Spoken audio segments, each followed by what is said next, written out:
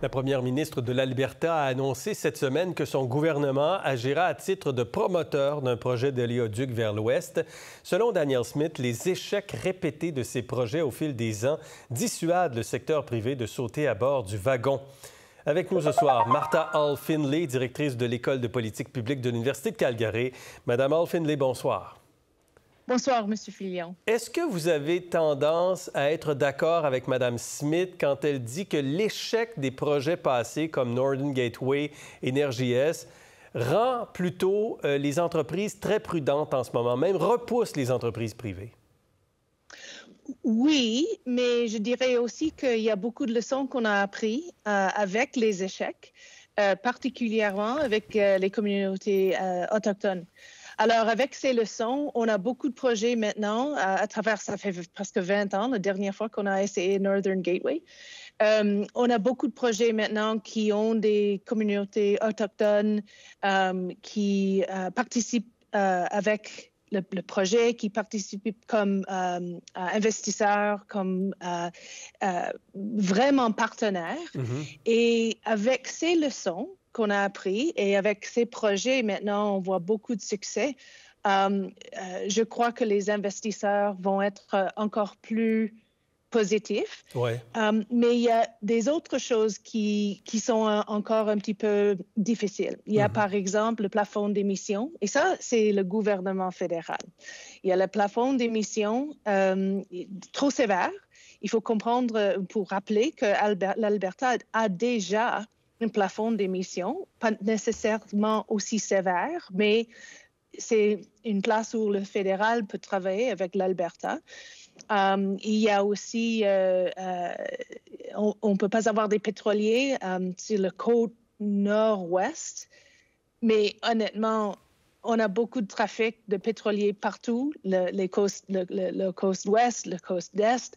Le fleuve, le Saint-Laurent, on a beaucoup de côtes à l'intérieur et c'est la seule place où il y a l'interdiction. Alors, ce n'était pas vraiment une question d'environnement, c'était vraiment une question anti-oléoduc, anti-pétrole. Okay. Très intéressant. Qu'est-ce que vous pensez par ailleurs de l'initiative qui est proposée par le gouvernement albertain qui dit on ne veut pas être propriétaire du pipeline, mais on va être un promoteur. On va investir 14 millions pour rédiger une demande, pour présenter la demande au bureau des grands projets. Le tracé sera établi par un comité consultatif qui sera chargé de déterminer tout ça, d'estimer la taille, le coût. Qu'est-ce que vous pensez de l'initiative présentée par Mme Smith?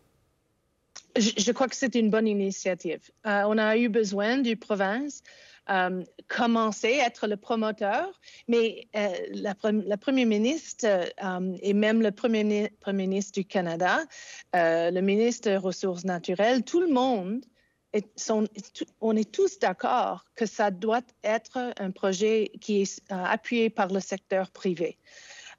Mais pour les raisons on vient de parler, pour des autres raisons, ça fait au moins une décennie où les investisseurs ont eu besoin d'être un petit peu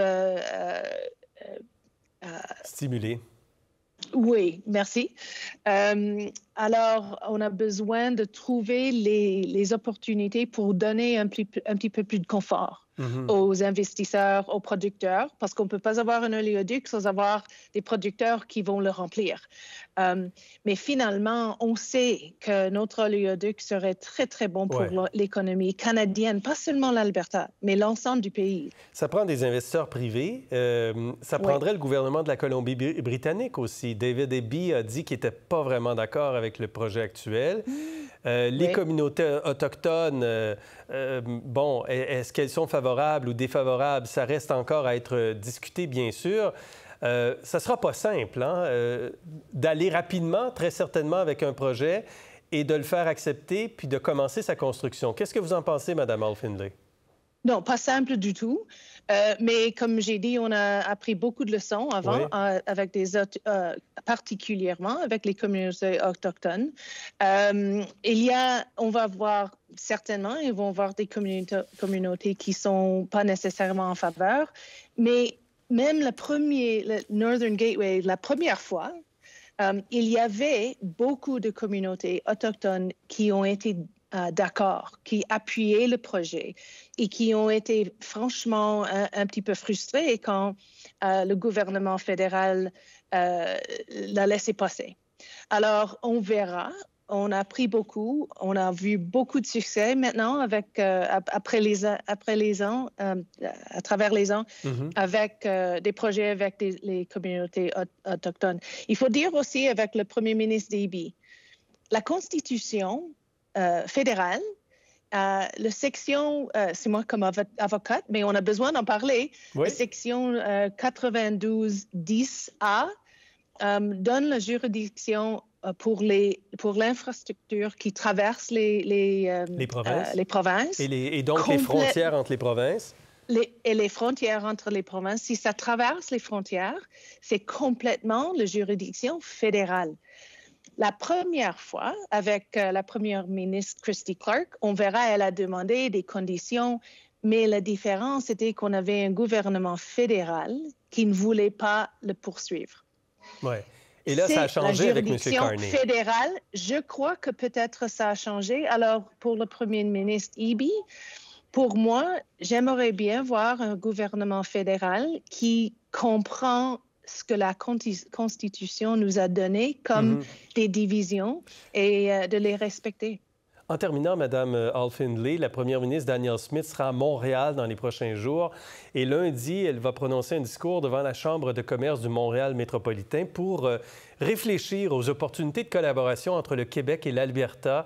Quelle pourrait prendre, en termes de forme, une nouvelle relation économique entre le Québec et l'Alberta? Ouais, pour moi, je crois qu'on a beaucoup d'opportunités d'avoir beaucoup d'échanges économiques à travers toutes les provinces. On a beaucoup de problèmes. C'est plus difficile d'avoir d'échanges de commerce entre les provinces canadiennes que dans l'Union européenne. Ça ne fait pas de bon sens. Alors, si on peut augmenter les échanges entre l'Alberta et le Québec, fantastique. Mais pour moi, on a l'opportunité de le faire à travers toutes les provinces et les 3 territoires. Martha Hall-Findlay, vous êtes à Banff ce soir. Merci beaucoup d'avoir été avec nous. Merci de m'avoir invité. Pour voir nos émissions en entier, rendez-vous sur la chaîne Ici RDI.